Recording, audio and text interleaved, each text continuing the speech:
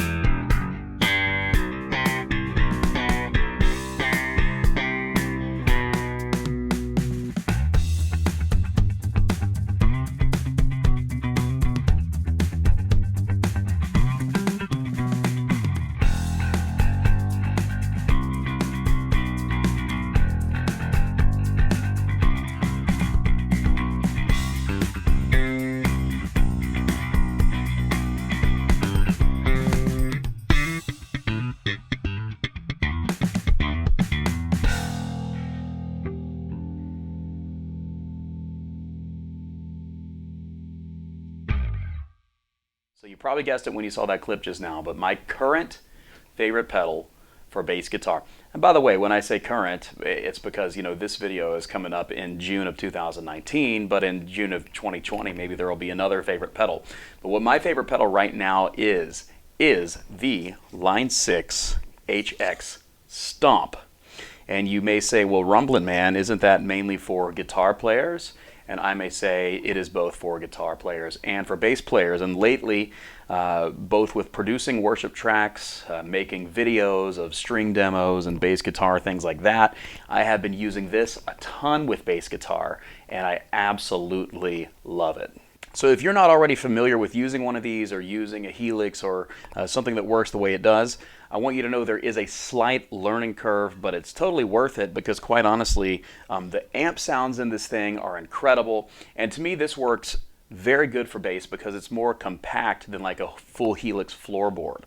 To me, I think as a guitar player, well, yeah, I'd love to have a full Helix floorboard because then all the, electric guitar effects I need would be right there. For me though, for bass, a full board is a little overkill because for bass guitar, when I play live or even in the studio, there's only, a matter of a couple different effects that I might use. So really only having, 3 pedals, like on my patch, my Rumbleville patch that I've got going right now, on my 3 pedals, I'm going to use this as a tuner, and then I'm going to use this as a boost, and this as a chorus. And then on snapshot mode, I might very well, have 3 different settings going that I can call upon. And I do use this for worship services with electric guitar as well, and for recording with electric too. But I just think it really shines for bass, and a lot of people out there already know how great it is for bass. So yeah, I love it because it's got great sounds for bass guitar, some wonderful amp simulation, some really nice effects. I've been using it a ton lately, and I usually use a Zoom B3 as my bass interface, and I'll still use it. But I've just been using this more because I just love how it sounds. One thing I do wish was different on the HX Stomp is I do wish that there was an XLR output, because I think if there was an XLR output, then you wouldn't even have to use a direct box, and you could literally just have your amp simulation, tuner, and everything right here as an all-in-one unit and run that straight into the board. So if I were going to use this in worship, then I might, have my amp simulator in it and stuff. That is if you're not going through a live amp. I might have my amp simulation in it, couple effects, tuner, all that stuff, and then I would probably send it to like an Angular tone hammer, or maybe a Noble preamp or something of that nature, and then into the system from there. But if I was gonna send it through the tone hammer or something like that that has a bass preamp on it, I would probably bypass the preamp because I can have my own preamps in here. The HX Stomp puts the Helix technology at your fingertips or even at your toe tips for a fraction of the cost of a full Helix pedal board. I mean, you're looking at about $600 for a Stomp. And quite frankly, for bass, I think when it comes to this kind of technology, I think that the Stomp is all you need for bass. Now, some will disagree. There's guys out there who use a lot of different effects, but I can easily make patches for HX Stomp that have the effects that I need, or have a separate one for other effects I might need, etc. And it's just a great unit. I've been spending some time getting to know it, and I really enjoy it. Check out this clip of some of the sounds that I've been using for recording.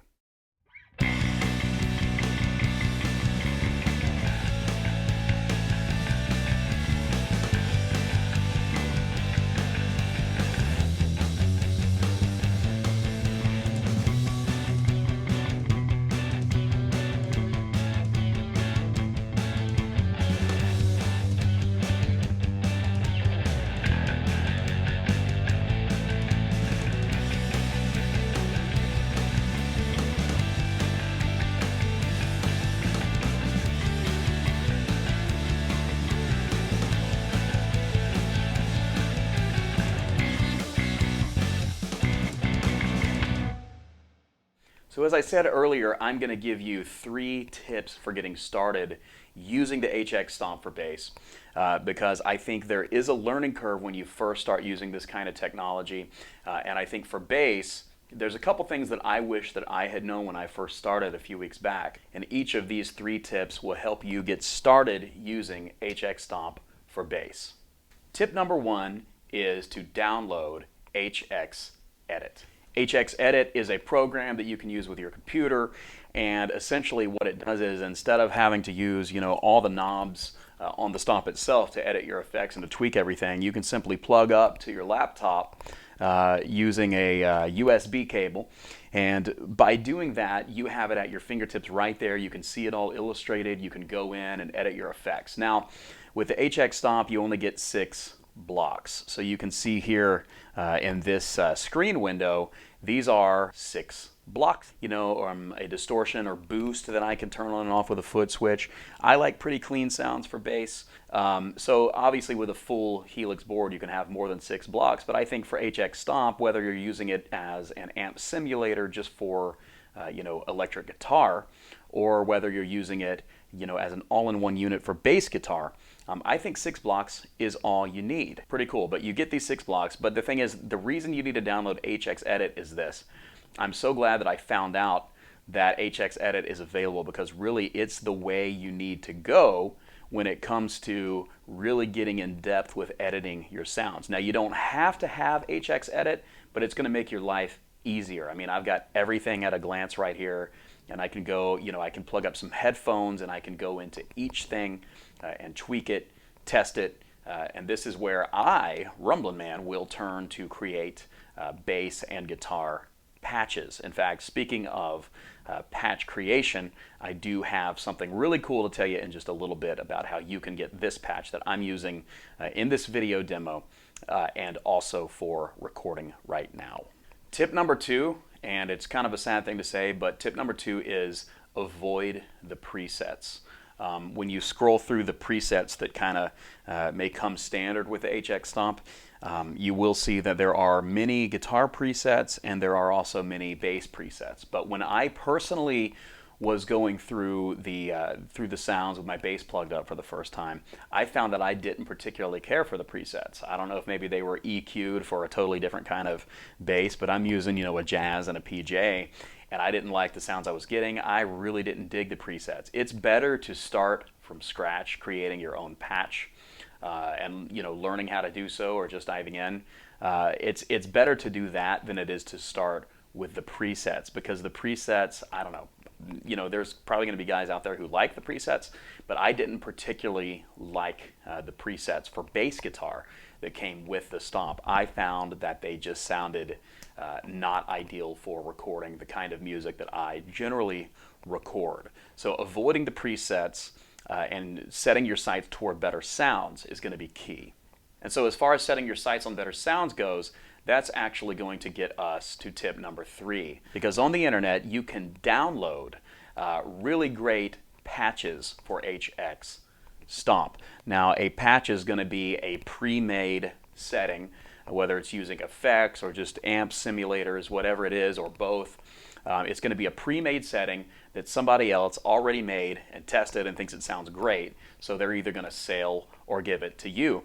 For instance, for electric guitar, I haven't drafted anything for electric on this yet. I will eventually, but I really like some of Worship Tutorials. They're another YouTube channel. I really like some of their electric guitar patches for HX Stomp. I think they did a very good job with their AC30 patch and things of that nature.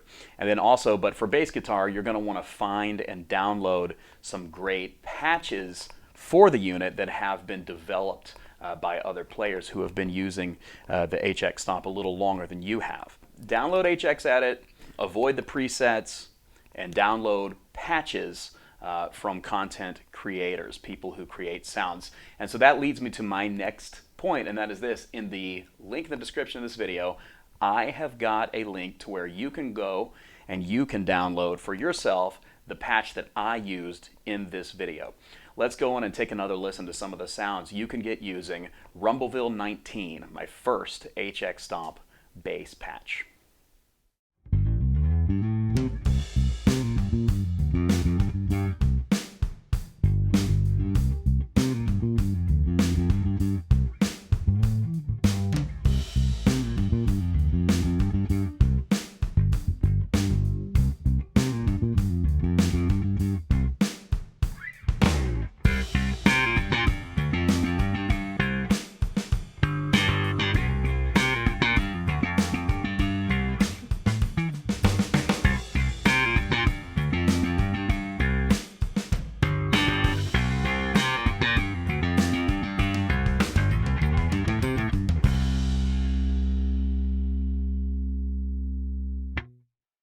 So guys, with bass guitar sounds, I like to keep my sounds pretty clean. So the Rumbleville 19 patch has, if you use it in standard mode, it's got a tap tuner, it's got a booster that's kind of meant to be a distortion booster, but I've got it as kind of more of a clean boost to give you that power you might want to boost up to. And I've got a chorus in there that I think sounds really nice for bass guitar. So I've got some good settings in there, some amp simulators. I did some snapshots, but the cool thing is, when you download someone else's patch, you can make your own changes to it and you can tweak it and then save it as a setting for yourself based on, your specifications and your take on what another person did. Obviously, you can't, you don't want to resell a patch that someone else made. But you certainly want to, know that you can get HX Edit and that you can tweak whatever sounds you download. You can EQ it differently or change an effect or whatever you want to do. I've been using a particular patch that I created for Line 6 HX Stomp, and it's the one that I used for the clips you've heard in this video today, and I want you to have it. So check out the link in the description of this video. Of course, there are also links to where you can get a stomp for yourself or to where you can get this mic I'm using. I've got some product links in there, maybe some of the strings that you saw today, things like that. But there's a link in the description of this video right near the top to where you can go on and get for yourself the patch that I used and have been using for recording lately. It's got some really nice sounds for bass in it. You heard it today with a PJ and with a jazz.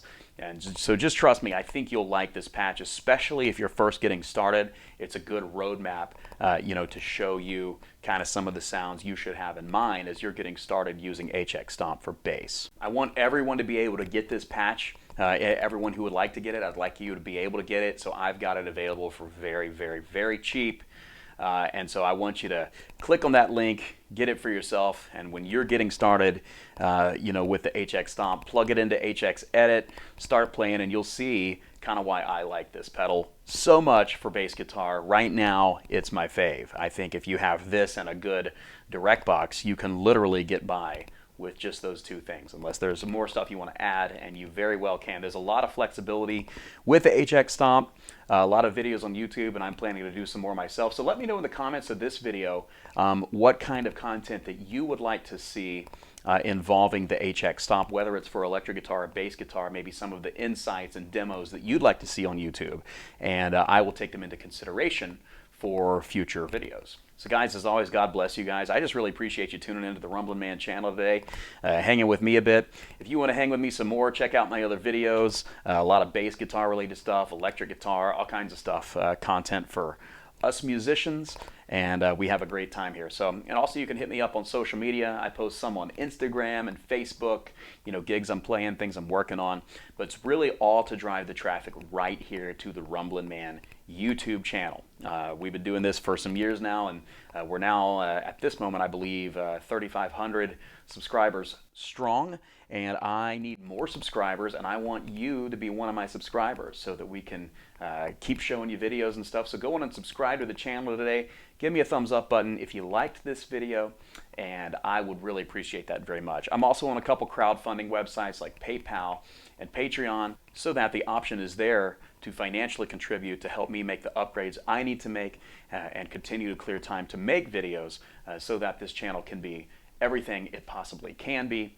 That option is there. However, it's not mandatory because I know that not everybody can afford to. So stay and be blessed by the content. And I am so glad to have you along for this awesome journey. I hope this video was helpful to you today, and I'll see you on the next one. God bless.